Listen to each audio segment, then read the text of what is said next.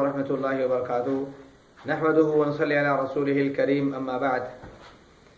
ہم انشاءاللہ دجال کے متعلق تھوڑا سا پڑھنے کی طرف جا رہے ہیں۔ بہت سی باتیں جو ہیں ان کی طرف منسوب اس طرف منسوب کی جاتی ہیں، اور بہت سی باتیں ایسی ہیں جو نہ تو احادیث سے ثابت ہیں، نہ کو قرآن مجید سے اسلام سے اس کا دور کا تعلق موجود اور نظر نہیں آتا۔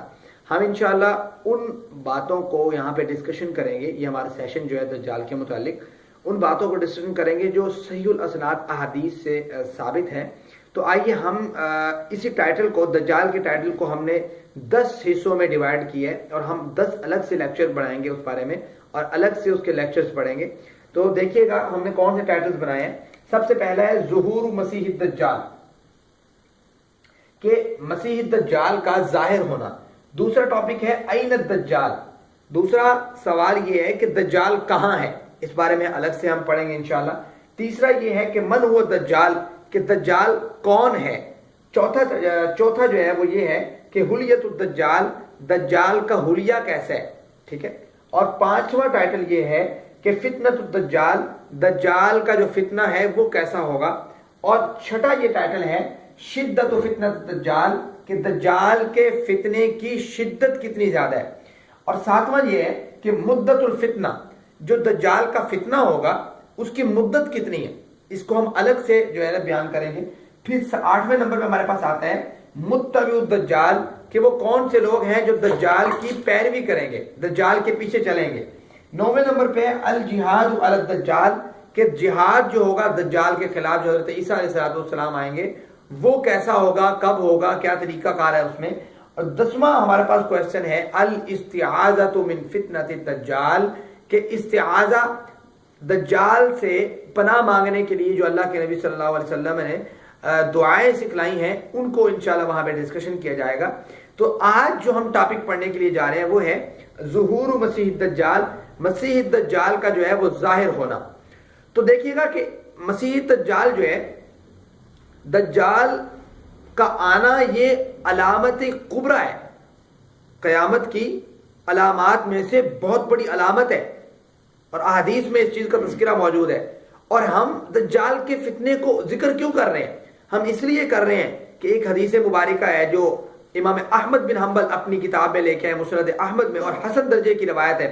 فرماتے ہیں صحابی رسول ہیں ان صعب بن جسامہ رضی اللہ تعالیٰ عنہ فرماتے ہیں کہ سمعت رسول اللہ صلی اللہ علیہ وسلم، میں نے اللہ کے رسول صلی اللہ علیہ وسلم سے سنا، یقول، اللہ کے رسول نے فرمایا، لا یخرج الدجال، دجال تب تک نہیں حاضر ہوگا، حتی یذہل الناس، یہاں تک کہ لوگ ان ذکری، اس کے ذکر سے غافل ہو جائیں گے، اس کے ذکر کو چھوڑ دیں گے، وحتی تترک الائمہ ذکرہ علی المنابر، یہاں تک کہ جو ائمہ ہیں، جو مساجد کے امام ہیں، وہ ممبروں پر اس کے ذکر کو چھوڑ دیں گے، تب دجال آئے گا۔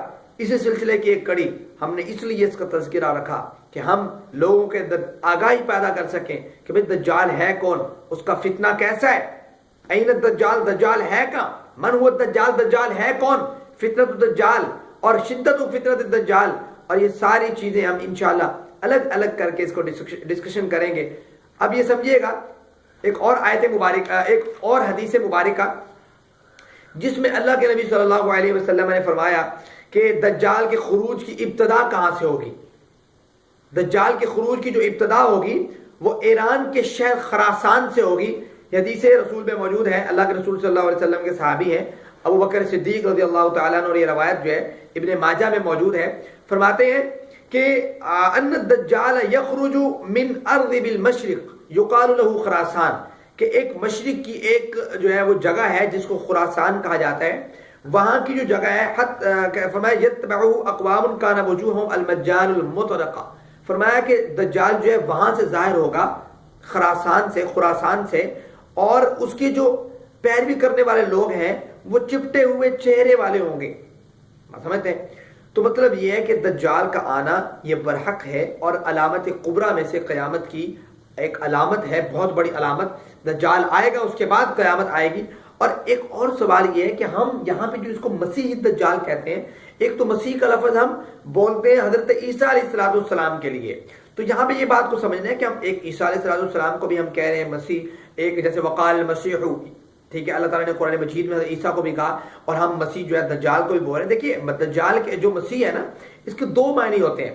ایک معنی ہوتا ہے کہ دست شفقت وغیرہ رکھنا، ٹھیک ہے، کسی کو ہاتھ پھیرنا اور کسی کو عافیت دینا، ایک مسیح کا معنی یہ ہے۔